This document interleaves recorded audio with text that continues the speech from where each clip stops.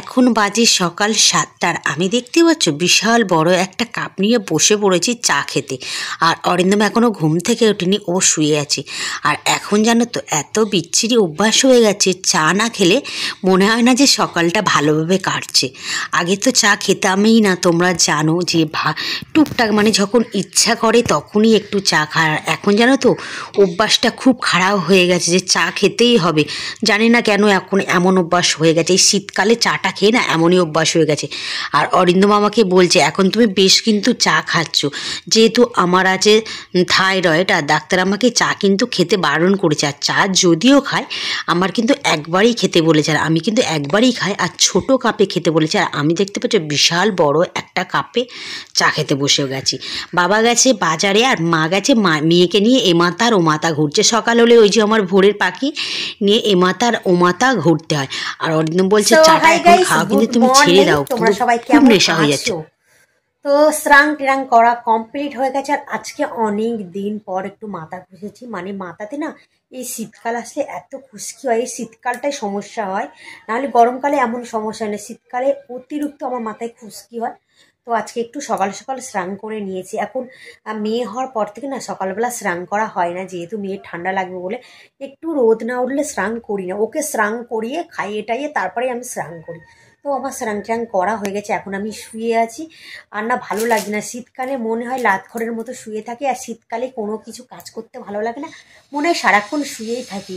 আর এই বিছানায় শুয়ে থাকবো, কেউ যদি এই বিছানায় খাবার টাবার দিয়ে যায়, ওই খেয়ে আবার যদি শুয়ে থাকি, এরকমই কপাল কি আমাদের আছে?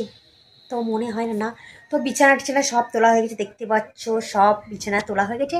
আর আমি ভাবলাম একটু শুয়ে থাকি, কেননা ভালো লাগে না। এই সকালবেলা ঘুম থেকে উঠেই না ওই যে কাজ স্টার্ট হলো, আর শুতে পারি না। এখন তো দুপুরবেলা ঘুমাতেই পারি না, মেয়ে এত জ্বালাতন করে। আগে যে রান্না টান্না করি, আগে মেয়ে যখন হয়নি যখন মানে আমি না ঘুমটা বেশ পছন্দ করি, মানে ঘুম আমার ভালো লাগে, কিন্তু সেই জিনিসটা আর নেই এখন। সারাক্ষণ জেগে থাকতে হয়। কালকে মেয়ে প্রচুর প্রবলেম করেছে, মানে কালকে রাত 1:30 পর্যন্ত মেয়ে জাগিয়েছে, আর 1:30 পর্যন্ত জেগে বসে থাকতে হয়েছে। দেখতে পাচ্ছ আমার চোখ মুখ দেখে বুঝতে পারছো তোমরা, মানে কালকে সারাক্ষণ ঘুম হয়নি। 2টোর পরে মানে আমাদেরও একটা ঘুম আসার টাইম আছে না, তো মেয়ে ঘুমিয়ে পড়েছে, তার কিছুক্ষণ পর আমি ঘুমিয়েছি। আবার সকালবেলা ভোরের বেলা ঘুম থেকে উঠে গেছি। আর আমাদের এখানে না 4টে কাক এত প্রবলেম করছে, কি বলবো প্রবলেম বলছে। আমাদের শাটার দেওয়ার আছে না, ওই শাটারে মানে নিজেদের মুখ দেখা যাচ্ছে না, ওই শাটারে এসে খটাং খটাং করে আওয়াজ করবে। তো চলো আর বেশি কথা বলবো না, এইবারে ঠাকুরকে দেব, ঠাকুরকে দিয়ে নিচেই যাব। নিচে গিয়ে দেখা যাক কি কি রান্না হয় না হয়। সকালবেলা গোপুকে ঘুম থেকে তুললাম। এই যে কালকে কানেরগুলো পরিয়ে দিয়েছিলাম সোনার কানের, কিন্তু একটা রয়ে গেছে, আর একটা যে কোথায় পড়ে গেছে বুঝতেই পারছি না। এই যে ডান কানেরটা কোন দিকে পড়ে গেছে খুঁজেই পাচ্ছি না। আর এই যে একটা কানের এই খুঁজেছি, এই যে পেয়ে, মানে এটা মানে এটা কানেই ছিল, আর এটা কোথায় পড়ে গেছে বুঝতে পারছি না। গপু তো নিচেই থাকে, কালকে অরিন্দম নিয়ে এসেছিল পড়ে, কোথায় পড়ে গেছে খুঁজতে হবে। বাড়ির মধ্যেই আছে, বাড়ির মধ্যে থেকে কোথায় যাবে। এবার গপুকে স্নান করাবো, দেখি খুঁজে দেখি কোথায় কানেরটা পড়েছে। সোনার কানের না, এই দেখতে পাচ্ছ একটা আছে, একটা কোথায় পড়েছে দেখি, খুঁজে দেখি। চলে এসছি রান্নাঘরে, আর এখানে দেখতে পাচ্ছ কচু রান্না করছি বেশ অনেক দিন পর। 1 বছর পরে বোধহয় কচু টচু খাচ্ছি বলো। আর কচু খেতে কিন্তু বেশ ভালো লাগে আমার, কি প্রত্যেকটা মানুষ বোধহয় কচু খেতে খুব ভালোই বাসে।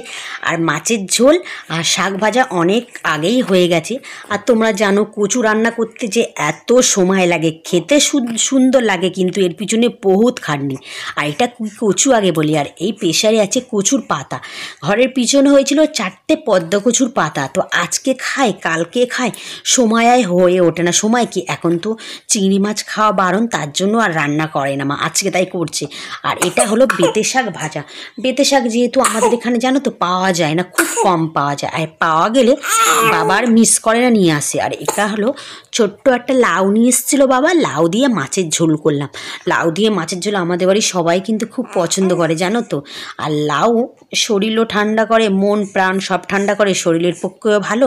আর কচুটা করছি লাস্টে, দেখো 1 কড়া কচু কয়টুকুনি হয়ে গেছে, আরও কিন্তু একটুকুনি হয়ে যাবে। আর কচু খেতে আমি কিন্তু বেশ ভালোবাসি জানো তো। এখন জানি না কি হয়েছে, মানে কচুর প্রতি না আমার একটা নতুন যেন ইমোশন, আমি না মানে কচুর প্রতি না প্রেমে পড়ে যাই, কেন আমি জানি না।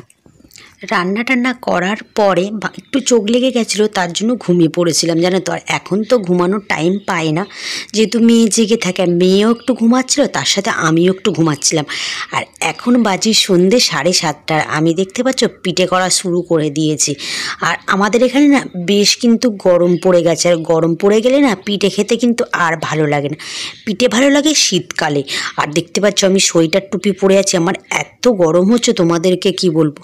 এখন না ওয়েদার চেঞ্জ হচ্ছে, তার জন্য না প্রতিটা মানুষের শরীর খারাপ। আমাদের বাড়ির 4 জন মানুষ, সবারই ঠান্ডা লেগেছে, সবাই খক খক করে কাশছে। আর আমার শরীর অসুস্থ হয়ে গেলে মেয়ের শরীর খারাপ হবে, তো তার জন্যই সোয়েটার টুপিটা পরে আছি।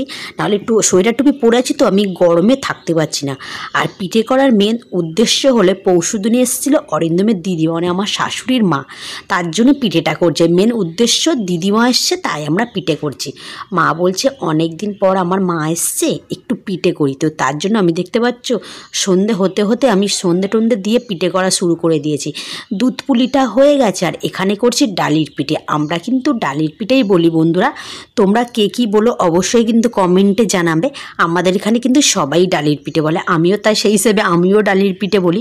আর এই তাওয়াতে এত সুন্দর পিঠে হয় তোমাদেরকে কি বলবো, মানে এই তাওয়াটা কি জানো তো, লোহার তাওয়া। আর ডিম যখন ভাজি না, মানে এই লোহার কড়াতেই ভাজি, মানে এত সুন্দর। মাকে বলছি এইটা না খুব যত্ন করে তুলে রাখতে হবে, বেশ প্রত্যেকটা বছর মানে যখন পিঠে করা হবে এটা ইউজ করব। আর আমরা কি জানো তো, যখন ডিম ভাজি এই লোহার কড়াটাই ভাজি, বেশ সুন্দর, মানে একটুও তোমার ভাঙবে না, কিছুই হবে না। তো তোমরা নিজের চোখেই দেখো এত সুন্দর পিঠে হয় না এই লোহার কড়াতে, তোমাদেরকে কি বলবো। আর ডালের পিঠেটা না আমরা সবাই বেশ ভালোবাসি। আর এখানে আছে গুড়টা অল্পই গরম করে মানে করেছি। বাবা নিয়ে এসেছিলো বেশ অনেকটা মতো, মানে 2 কিলো ওজনের একটা গুড়ের ঢেলা নিয়ে এসেছিলো, সেটা অল্প অল্প করে, মানে যখন পিঠে করা হয় অল্প অল্প করে গরম। তো আমার পিঠে করা কমপ্লিট হয়ে গেছে। আর এখানে করেছিলাম দুধ পুলিটা একটু বেশিই করা হয়েছে, যেহেতু কি জানো তো রেগুলার মানে যার যখন খাওয়ার ইচ্ছা হবে ফ্রিজ থেকে বার করে খাবে, তো তার জন্য একটু বেশি করা হয়েছিল। আর আমি দেখো এই পিঠে নিয়ে বসে পড়েছি। আর এখন কিন্তু সকাল 8:30। আমি রাতে আর পিঠে খেলাম না জানো তো, যেহেতু কালকে রাতে না শরীরটার মধ্যে একটু কেমন হচ্ছিল, যেহেতু গ্যাসের জন্যই হচ্ছিল। তো তার জন্য অরিন্দম বলছে তুমি আর রাতে পিঠে খেও না, এক মুঠো ভাত খাও।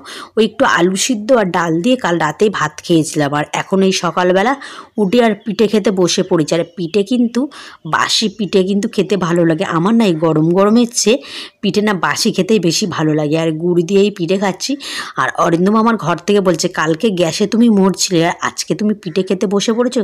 আর ওইদিকে মেয়েও চেল্লাচ্ছে, যেহেতু মেয়েকে নিয়ে ঘুরে বেড়াতে হবে। তো বন্ধুরা আজকের মতো টাটা বাই বাই, তোমরা ভালো থেকো, সুস্থ থেকো। সকাল থেকে যেটুকু করলাম তোমাদের সাথে সেটুকুই শেয়ার করলাম। অবশ্যই যদি ভালো লাগে একটা লাইক করে আমার পাশে থেকো, এবং যারা ভিডিওটি নতুন দেখছো এখনও সাবস্ক্রাইব করছো না, প্লিজ বন্ধুরা সাবস্ক্রাইব